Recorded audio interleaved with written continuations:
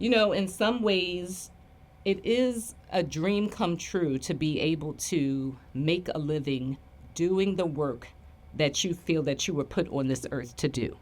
And it's not easy work, but I'm just so confident that I'm doing what I was meant to do. I am working in alignment with why I was put here on this earth.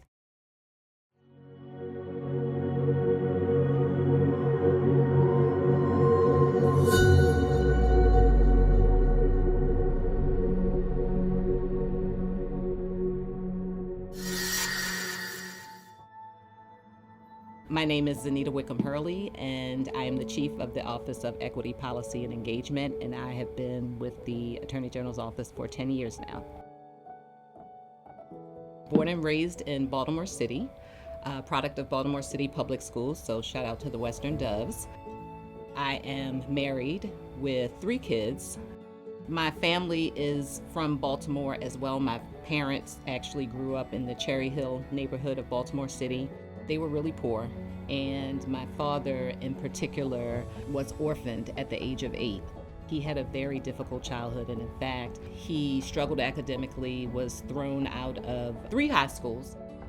He went into the Air Force as a photographer. He served in Vietnam, and it was there that he got his GED and came back home, went to community college, and decided to pursue journalism, and really ended up having a tremendously successful career. He had a column in USA Today for about 30 years. He's been on broadcast TV here in Baltimore. He is the Dean Emeritus and really founding dean for the School of Global Journalism and Communications at Morgan State University. When I was a student, he was really tough on me academically, and he demanded high performance, strong performance, and really instilled in me a commitment to pursue excellence. A lot of my own experiences in life, I feel, are driven by what I witnessed and then ultimately learned from my father's experience.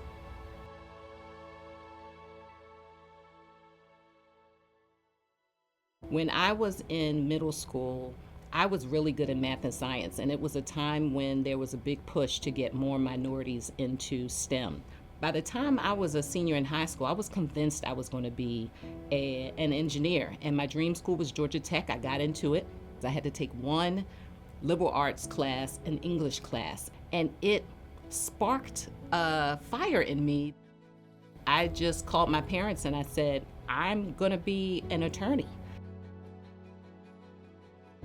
Coming out of law school, I thought, well, maybe now's the time to go into criminal justice system. And so I sought a position at the public defender's office, but fate had different plans.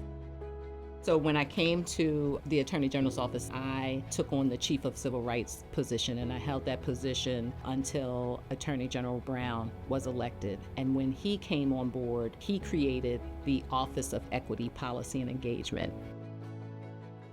It was one of my proudest moments of my career to have built the reputation and the work to be able to sit down with the incoming Attorney General and talk about my vision.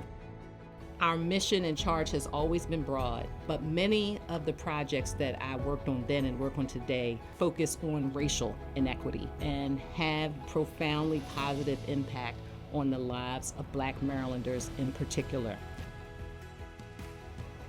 I would say the difference in this administration is the very clear articulation that equity is a priority. And I'm confident that the messaging has been so clear and persistent that if you were to ask anyone in this office, what are the AG's top priorities, they would say equity and justice. I just always knew that I was meant to build upon the work of my family. They did always support me and do today in my commitment to work on behalf of my community. And it's just a wonderful family dynamic in terms of our shared commitment to give back. It is a dream come true to be able to make a living doing the work that you feel that you were put on this earth to do. And I get to demonstrate that for my children. The diversity and the scope and the reach, it almost feels unlimited. I touch in so many different areas that have significant impact on the lives of Marylanders, and particularly Black Marylanders. And so I have no doubt that when I leave this earth, I will be tremendously proud of my legacy.